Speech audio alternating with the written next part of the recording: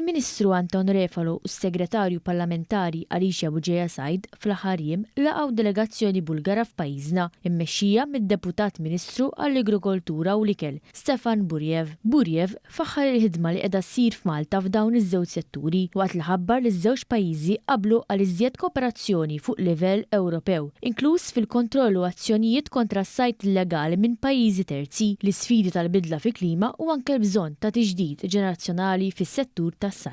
We are really impressed from your professional attitude and from the best practices you shared with us in terms of aquaculture and fisheries. Our cooperation should be further developed, and we would like to cordially invite Mr.